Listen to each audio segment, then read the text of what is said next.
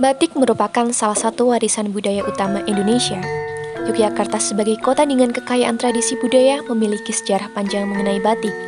Yogyakarta bahkan diakui secara internasional sebagai kota batik dunia. Di Yogyakarta sendiri, banyak toko-toko batik yang masih beroperasi hingga kini. Salah satunya Batik Winoto Sastro. Batik Winoto Sastro merupakan salah satu pengusaha batik di Yogyakarta yang terletak di Jalan Tirtodipuran 54 dan sudah beroperasi sejak tahun 1940. Berikut adalah proses dan tahapan pembuatan batik. Yang pertama, nyorek.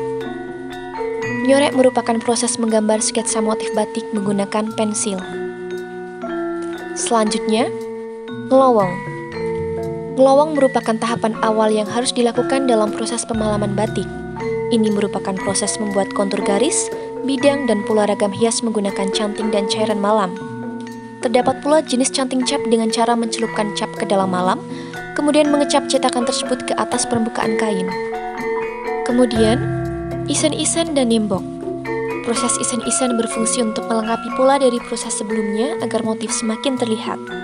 Sedangkan nembok berfungsi untuk menutupi bagian kain agar tetap berwarna putih sesuai dengan keinginan dari pembuatnya.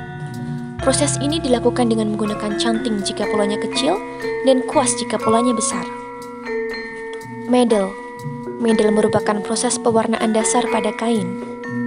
Kain yang sudah dibatik akan dicelupkan ke cairan warna secara berulang-ulang, sehingga mendapatkan warna yang diinginkan. Ngepiok. Proses ngepiok merupakan pencelupan kain ke air panas agar semua malam yang menempel pada kain hilang. Setelah proses ngepiok selesai dilakukan, kain kemudian dijemur dan dikeringkan. Penjahitan. Penjahitan merupakan proses finishing atau tahap akhir dengan cara menjahit kain batik. Proses penjahitan ini bertujuan untuk mengolah kain batik menjadi sebuah produk. Pada akhir proses produksi, industri Batik Winoto Sastro menggunakan proses pengolahan limbah yang layak dan baik. Pada daur ulang malam, malam yang digunakan untuk daur ulang merupakan sisa dari proses ngebiok pembuatan batik. Malam sisa proses ngebiok dicampur dengan damar, microwax, parafin, minyak kelapa sawit, dan gondorukem. Semua bahan tersebut direbus dan diaduk hingga hampir dingin untuk menyaring kotoran dan pasir. Setelah direbus, malam dimasukkan ke wadah cetak yang sudah dicampur dengan air dan tepung kanji agar tidak lengket.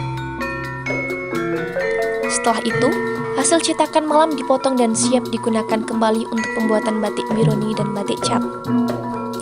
Produk-produk batik yang telah jadi, siap untuk dipamerkan, dijual bahkan diekspor ke berbagai negara. Konsistensi Batik Winoto Sastro sebagai salah satu produsen batik di Yogyakarta mendorong upaya pelestarian kerajinan batik sebagai warisan budaya.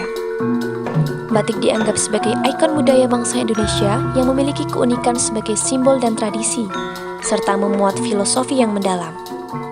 Sebagai wujud dan semangat mencintai budaya bangsa, maka sudah sepatutnya kita melestarikan dan bangga menggunakan batik.